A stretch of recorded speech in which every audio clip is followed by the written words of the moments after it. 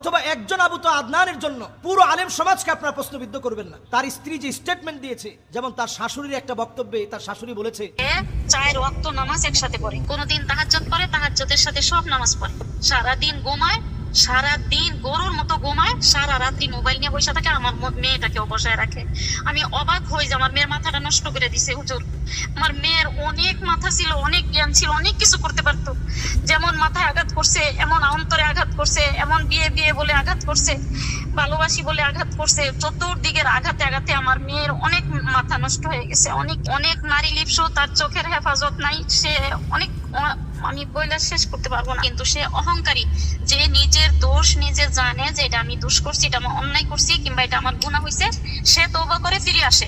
কিন্তু সে যা করে সে মনে করে এটাই ঠিক। সারা রাত্রি মোবাইল নিয়ে বসে থাকবো, আর আমার মেয়ের সাথে খেউ খেউ গেউ গেউ করবো, অমুকরে ভালোবাসি, তমুকরে ভালোবাসি, তুমি একটু আমাকে বিয়ে করায় দাও, তুমি আমাকে একটু বিয়ে করায় দাও। আমি আসলে দীর্ঘদিন যাবৎ পারিবারিকভাবে সাফার করে আসছি। তাকে নিয়ে আমি অনেকবার বসার চেষ্টা করেছি, সমাধানের জন্য কথা বলতে চেয়েছি।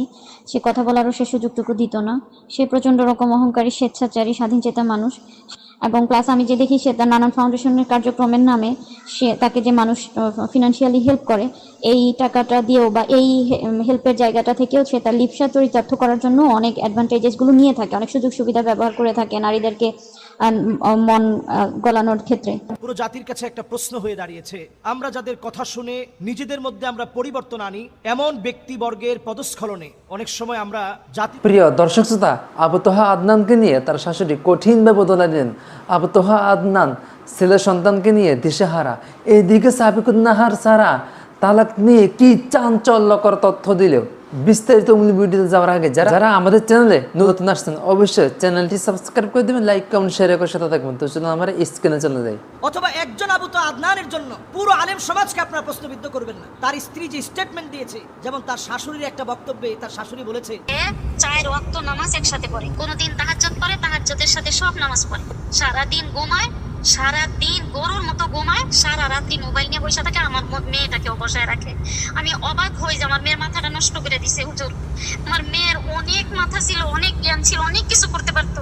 যেমন মাথায় আঘাত করছে, এমন অন্তরে আঘাত করছে, এমন বিয়ে বিয়ে বলে আঘাত করছে, ভালোবাসি বলে আঘাত করছে, চতুর্দিকের আঘাতে আঘাতে আমার মেয়ের অনেক মাথা নষ্ট হয়ে গেছে। অনেক অনেক নারী লিপ্স, তার চোখের হেফাজত নাই, সে অনেক, আমি বইলা শেষ করতে পারবো না। কিন্তু সে অহংকারী, যে নিজের দোষ নিজে জানে যে এটা আমি দোষ করছি, এটা আমি অন্যায় করছি, কিংবা এটা আমার গুনাহ হয়েছে, সে তওবা করে ফিরে আসে। কিন্তু সে যা করে সে মনে করে এটাই ঠিক। সারা রাত্রি মোবাইল নিয়ে বসে থাকবো, আর আমার মেয়ের সাথে খেউ খেউ গেউ গেউ করবো, অমুকরে ভালোবাসি, তমুকরে ভালোবাসি, তুমি একটু আমাকে বিয়ে করায় দাও, তুমি আমাকে একটু বিয়ে করায় দাও। আমি আসলে দীর্ঘদিন যাবৎ পারিবারিকভাবে সাফার করে আসছি। তাকে নিয়ে আমি অনেকবার বসার চেষ্টা করেছি, সমাধানের জন্য কথা বলতে চেয়েছি। সে কথা বলারও সে সুযোগটুকু দিত না। সে প্রচণ্ড রকম অহংকারী, স্বেচ্ছাচারী, স্বাধীনচেতা মানুষ।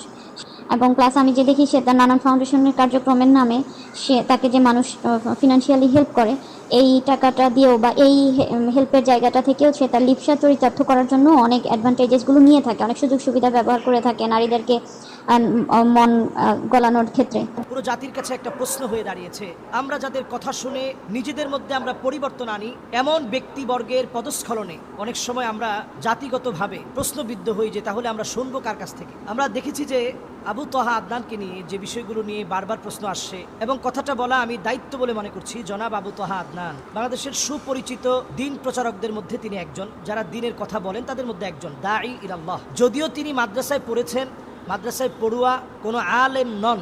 আলেম বলতে যা বোঝানো হয় বাংলাদেশে, এই সিস্টেমেটিক পদ্ধতিতে তিনি গড়ে ওঠা কোনো আলেম না। জেনারেল থেকে আসা, হঠাৎ করে ঘুম হয়ে যাওয়া, এবং চমকপ্রদ আখিরুজ্জামান, শেষ জামানার গল্প, যা নবীজি সাল্লাল্লাহু আলাইহি সাল্লাম বলেছেন, যে কথাগুলো আমরাও আমাদের অসংখ্য আলোচনায় আখিরুজ্জামান নিয়ে কথা বলি, এই কথাগুলোকে তিনি অত্যন্ত সুন্দর উপস্থাপনায় জাতির সামনে পেশ করেছে। জাতি উনার কথাগুলো গ্রহণ করে নিয়ে অনেক যুবকের পরিবর্তন হয়েছে। পারিবারিক কেমন একটা স্ট্র্যাটেজি এখন দেখা দিয়েছে, ওনার স্ত্রী ওনার স্টেটমেন্টে যে বিষয়গুলো তুলে ধরেছে করেছে ফেসবুক যোগাযোগ মাধ্যমে। আমি আজকে এই বিষয়টা নিয়ে প্রশ্নের মুখে এজন্য কথা বলতে চাই, কারণ ওনার স্ত্রী মাওলানা কোরবান আলী রহমতুল্লাহ আলাইহির একজন মেয়ে। মাওলানা কোরবান আলী বাংলাদেশের অত্যন্ত প্রথিতযশা একজন আলেম ছিলেন, যার 36টা প্রতিষ্ঠান রয়েছে, এবং আমি কাপাসিয়াতে ওনাদের বাড়ির মাহফিলে 5 বার আমি গিয়েছি। আমি দেখেছি তার প্রত্যেকটা ভাই, জনাব আবু তো আদনান সাহেবের স্ত্রীর প্রত্যেকটা ভাই অনেক ভালো ভালো আলেম, মাদ্রাসার খিদমতে আছেন, মসজিদের খতিব হিসেবে আছেন, সবাই ইলমের সাথে লেগে আছে। এমন একটা পরিবার থেকে বিলং করা একটা মেয়ে, যার আগে একটা ডিভোর্স ছিল,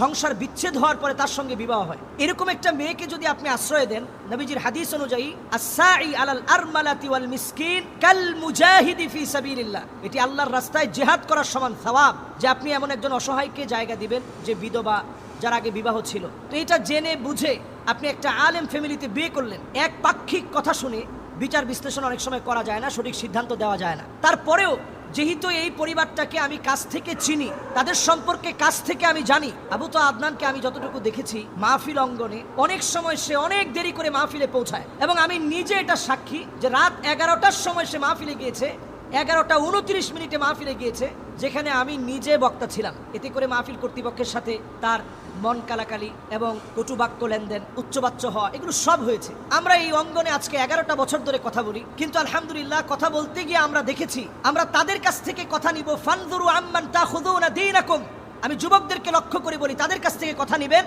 যাদের চুলের গোড়া থেকে শুরু করে পায়ের তালু পর্যন্ত পরিবর্তন আছে, তাদের কাছ থেকে কথা নেবেন। আমরা অনেক সময় যেটা করি, বাহ্যিক মানুষের পরিবর্তন দেখে অনেক সময় তার কথাগুলোকে আমরা অমূল্য মনে করি। হতে পারে তার কথায় মানুষ হেদায়েত হবে, কিন্তু পারিবারিকভাবে একটা মানুষ যদি আখলাকি না হয়, যদি পারিবারিকভাবে খয়রুকুম লি আহলি, পরিবারের কাছে যদি আপনি সেরা হতে না পারেন। তার স্ত্রী যে স্টেটমেন্ট দিয়েছে, সেখানে বারবার বলেছে যে তাকে আঘাত করা হয়েছে, প্রতিদিন আঘাত করতো, মারতো, খারাপ ব্যবহার করতো। তার স্ত্রীর ক্ষেত্রে আমি এতটুকুন বলবো যে তিনি এসে যেভাবে লাইভে কথা বলেছেন, প্রথমে যেভাবে লাইভে এসে বলেছেন, হয় তাকে আমার কাছে ফিরিয়ে দেন, না হলে আমাকে তার কাছে নিয়ে যান। এই বিষয়টাই বাংলাদেশের জন্য একটা আশ্চর্যজনক বিষয় ছিল। এমন কথা স্বাভাবিকভাবে কোনো আলেমের স্ত্রী এতটা সাহস নিয়ে বলতে পারে নাই। তো আমি নিজের চোখে দেখেছি আবু তো আদনান সাহেব এই স্ত্রীর প্রশংসা অনেক মাহফিলে করছেন, যেটা খোলামেলা এরকম প্রশংসা সচরাচর আলেমরা করতে এটা গায়রত মনে করে, আত্মমর্যাদায় লাগে, এরকম মনে করে নিজের স্ত্রীর কথা, ঘরের কথা তেমন আলোচনায় আনে না। কিন্তু আবু তো আদনান সাহেব তিনি বলছেন, আল্লাহ আমার স্ত্রীকে হায়াত দারাজ করুক, সে যে এভাবে বলছে যে সে আমার মতো একেবারে সাধারণ,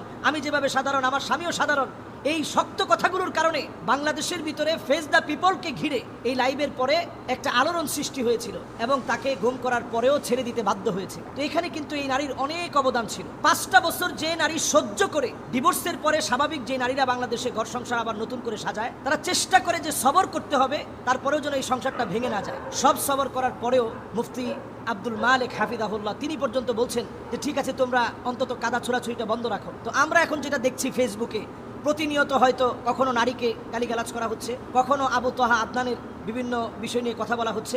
পরিষ্কার এক্ষেত্রে একটা কথা বলবো, জেনারেল শিক্ষিত কোনো ব্যক্তির কোনো কর্মকাণ্ডের কারণে পুরো আলেম সমাজকে আপনারা প্রশ্নবিদ্ধ করবেন না, অথবা একজন আবু তোহা আদনানের জন্য পুরো আলেম সমাজকে আপনারা প্রশ্নবিদ্ধ করবেন না। একটা ব্যক্তির ত্রুটি থাকতে পারে, দোষ থাকতে পারে। আমি বলবো যে খুবই গুরুত্বপূর্ণভাবে ইনভেস্টিগেশন হচ্ছে, কারণ এটা আলেমদের বিষয়, এটা অল্প হলেও খুঁচিয়ে বের করা হবে। ইনভেস্টিগেশন হচ্ছে, ইনভেস্টিগেশনে অনেক কিছু হয়তো আপনাদের চোখের সামনে চলে আসবে, যেটা আপনারা বিশ্বাস করতে পারবেন না। যেমন তার শাশুড়ির একটা বক্তব্যে তার শাশুড়ি বলেছে যে সে নামাজের ক্ষেত্রে একেবারে বেখবর। এখন আল্লাহ আলাম, আল্লাহ ভালো জানেন যে কথা সত্যতা কতটুকু। তার স্ত্রী বলেছে যেটুকুন উনি লাইভে বলেছে, এটা 100 ভাগের ভিতরে 10 ভাগ, আরো 90 ভাগ প্রকাশ করে নাই কি পরিমাণ নির্যাতন করা হয়েছে। তো এটা তো একটা আলেমের চরিত্র হতে পারে না। এবং স্ত্রীর ক্ষেত্রে আমি যেটা বলবো, যে তার যে একটা আগের সংসার ছিল, সেই সংসারে তার যে একটা হক, সেখানে একটা ইনসাফ প্রতিষ্ঠা করা, আদালত প্রতিষ্ঠা করা, এটার ক্ষেত্রে যে ব্যত্যয় ঘটানো হয়েছে, তার চোখের পানি কিন্তু এই সংসারটা নষ্ট হওয়ার জন্য অন্যতম দায়ী। এরপরে এই বোনের পক্ষে যদি আপনি না বলেন, যাকে প্রতিনিয়ত মারা হয়েছে, যা রাসূলুল্লাহ সাল্লাল্লাহু আলাইহি ওয়াসাল্লামের সিরাতের সম্পূর্ণ পরিপন্থী,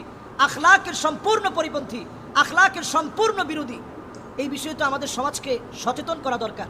যদি আজকে এই বিষয়ে আমি কথা না বলি, আপনি কথা না বলেন, অনেকে মনে করবেন যে একজন আলেম, তার ব্যাপারে কথা যদি বলি তাহলে আলেম সমাজের উপরে কথা আসবে।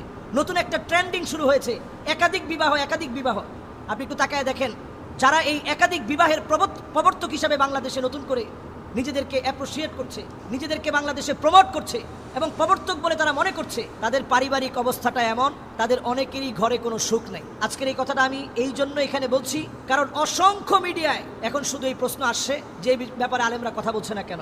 আলেমদের ক্ষেত্রে করণীয় কি, আলেমদের চারিত্রিক এরকম সমস্যা যদি জাতির সামনে উঠে আসে, জাতি কার কাছ থেকে কথা নিবে? এজন্য পরিষ্কার কথা, ফানজুরু আম্মান তাখুযুনা দীনাকুম, আগে আপনি লক্ষ্য করবেন ওই লোকটার দিকে চুলের গোড়া থেকে পায়ের তালু পর্যন্ত সুন্নতের অনুকরণ আছে কিনা। শুধু মাইকের সামনে সুন্দর আখলাক, এটা কিন্তু আখলাকের বহিঃপ্রকাশ না। নবীজি সাল্লাল্লাহু আলাইহি সাল্লাম বিখ্যাত সেই হাদিসের দিকে যদি আমরা রাসূলের তাকাই, আসাফারতা মাআহু, তুমি কি তার সাথে সফর করেছো?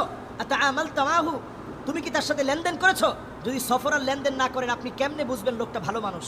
আমি যতটুকুন দেখেছি, একেবারে কাছ থেকে যেহেতু ময়দানে কাজ করা হয়েছে, যতটুকুন আমি দেখেছি, প্রায় সময় কামালউদ্দিন জাফরি হাফিজাহুল্লাহ উনি মাহফিলে ছিল, গভীর রাত করে মাহফিলে গিয়েছে। আমি নিজে মাহফিলে ছিলাম, 3 জায়গায় তার সাথে মাহফিল নিয়েছি, তাকে পাইনি। গভীর রাতে মাহফিলে গিয়েছে, কারণ পুরো টাকা না দিলে সে মাহফিলে যাবে না। অসংখ্য মাহফিলে এই জাতীয় ঘটনা ঘটেছে। এগুলো আলেমদের জন্য অত্যন্ত অসুন্দর, আলেমদের জন্য অসম্মানজনক, এবং এগুলো দৃষ্টিকটুর। মানুষের কাছে এগুলো প্রকাশিত হলে অসম্মানজনক হবে। আজকের এই আলোচনা থেকে আমি সজাগ করতে চাই, আমরা গালিগালাজ করার ক্ষেত্রে সতর্ক হই, কথা শোনার ক্ষেত্রেও সতর্ক হই। কার কাছ থেকে কথা শুনছি? আমি এক মাহফিলে নিজের চোখে দেখেছি 11:29 যাওয়ার পর মারামারির অবস্থা। তো এই যে এই জাতীয় ঘটনাগুলো ঘটেছে এতদিন ধরে, এমন কথাও শুনেছি, আল্লাহু আ'লাম, আল্লাহ ভালো জানেন। যেরকম মানুষের সামনে প্রকাশ করছে, এই বিষয়গুলো যখন প্রকাশিত হবে, জুমার নামাজ যেখানে পড়াতেন ওই এলাকার মানুষ কাপাসিয়াতে, আমি সেখানে 5 বার মাহফিলে গিয়েছি, সে এলাকার মানুষ আমাকে বলেছে যে ইচ্ছে মতো এসে, সময় গময় নাই, এসে জুমার নামাজ পড়াতো। তো এই বিষয়গুলো কিন্তু সজাগ থাকতে হবে। একজন দায়ী সব বিষয়ে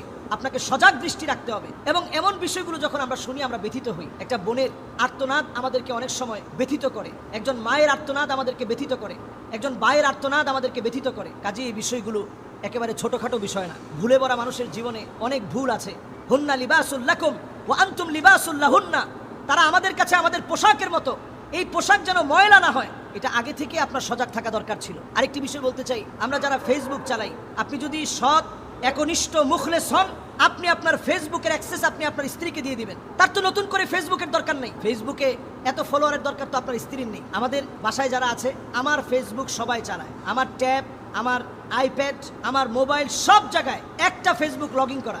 সবাই এটাতে যে কোনো মুহূর্তে অ্যাক্সেস করতে পারে, প্রবেশ করতে পারে, দেখতে পারে। এতে করে আমি নিজেও সন্দেহমুক্ত থাকলাম, বাসার সবাইও সন্দেহমুক্ত, একটু শান্তিতে থাকলো। এই জন্য অন্তত আর আমরা এই বিষয় নিয়ে কাদা ছোড়াছুড়ি চাই না। যা হয়েছে সুন্দর একটা সমাধান হোক, এবং এই ক্ষেত্রের দায়ভার যেন আলেমদের কাঁধে না আসে। আল্লাহ যেন আমাদেরকে বোঝার তৌফিক দান করেন। আসসালামু আলাইকুম ওয়া রাহমাতুল্লাহি ওয়া বারাকাতুহু। প্রিয় দর্শক শ্রোতা, ভিডিওটি শেষ পর্যন্ত শোনার জন্য আপনাদের সকলকে অসংখ্য ধন্যবাদ। তো ভিডিওটি এই পর্যন্ত ছিল, দেখা হচ্ছে পরবর্তী অন্য কোনো ভিডিও নিয়ে। সেই পর্যন্ত সকলে ভালো থাকবেন, সুস্থ থাকবেন, এই কামনা করছি। আসসালামু আলাইকুম ওয়া রাহমাতুল্লাহি ওয়া বারাকাতুহু।